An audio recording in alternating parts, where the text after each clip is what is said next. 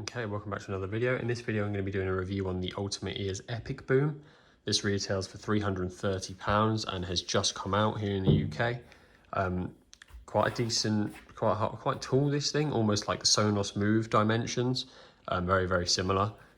It's got quite a nice little like space star night sky kind of effect on the bottom with a little USB-C port. No aux port on this, which is a bit of a shame.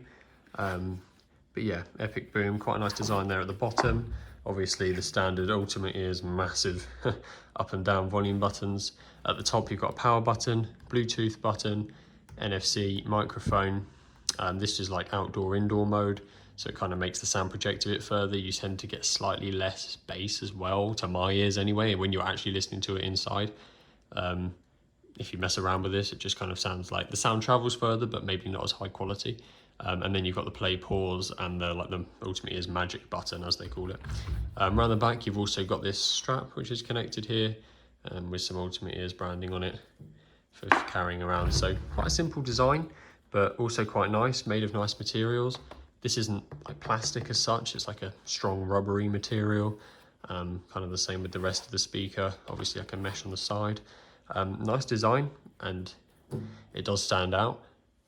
Yeah, also quite easy to store because it's got like a small like surface area on the bottom and it's just tall, so can be quite easy to put like behind a monitor or in a rucksack or something like that, so not too bad at all. It weighs 2 kilograms, so it's quite hefty, which is nice. You know, weight does mean a lot in a speaker, you get better things. It has 360-degree sound, according to the website, which is quite impressive. Obviously it does kind of give off that vibe from this shape, but yeah, 360 sound is always nice. You've got two 45mm transducers and one 120mm woofer.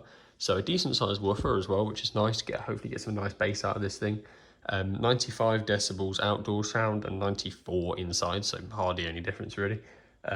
17 hours of playtime off the battery, which is nice, and an IP67 water resistant, dust resistant rating. So, you know, the standard kind of portable speaker specifications. Nothing too crazy, but you're not also really missing anything. So apart from that aux port for me anyway, because I do tend to like to use these for Xboxes and TVs and stuff, and just to have that aux port in there is just a godsend a lot of the time, so a bit of a shame. But I'll do a sound test now. Ultimately, everything by Diamond Eyes at 80% volume, and then I'll talk about the sound afterwards. I'm on my own, broken alone. I feel the rain crashing down all around this empty town. I'm searching for the lost and found, but you don't care, you're unaware. Keep moving like the scars aren't even there. It's in the air like a blazing flare. Don't stare 'cause the flames will burn us. I thought you were the one for me, that's why I gave you everything. Held you close by the stormy seas. Oh, you meant the world to me. Kiss your head when you cried for me. Hold your hand while the pain was over. Keep you warm by the roaring sea. You meant the world to me.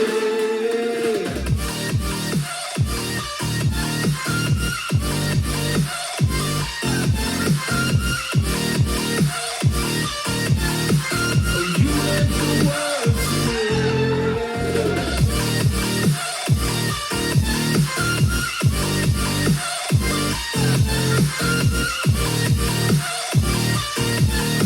Oh, you meant the world to me.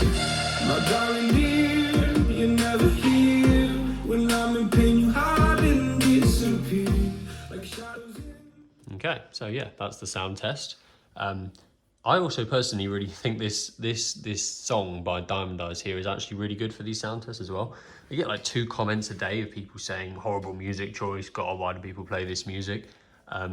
Firstly, they clearly don't understand copyright, but also I think as far as the non-copyright songs go, this gives you a real nice blend of you know, the bass, kind of like a rocky song in the middle, lots of instruments going at the same time, and then there's also some bits like prior to that and after that where the instrumental goes away for a bit and you just get to hear the vocals. I think it's got actually quite a wide sound stage. People are always saying use a jazz song or something like that, and it's like you don't get anything from that at all. You really don't. So you might be able to tell the sound quality very well, but you're not going to get a taste of bass or how it reacts to changing music and a load of instruments at the same time. It's so got that out of the way. But yeah, I think from that you can tell that the bass is really strong in this, actually, especially for the size.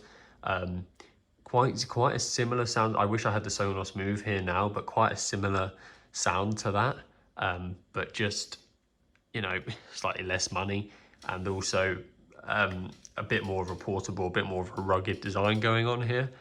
I'm a big fan of this, actually. I mean, the price tag is slightly, 330 is on the relatively steep side, but as far as like portability goes and outside like music playing kind of thing, this is really, really high up there. The vocals are really nice, the battery life is long, it's water and dust resistant, 360 sound as well, which the Sonos Move was not. And yeah, all in a nice rugged package. Ultimate Ears do know what they're doing. They don't seem to have a whole load of speakers, but when they do release one, it's going to be a quality product. So I don't think there's any risk with this, if you see what I mean. This is going to be a good speaker, and you are going to like it. It's just a case of whether this doesn't have some, some specs that you desire, such as an aux port or something like that. So yeah, but I think overall this is a really good speaker. Definitely recommend. If you've got any comments, obviously pop them down. I'll do my best to reply to you all.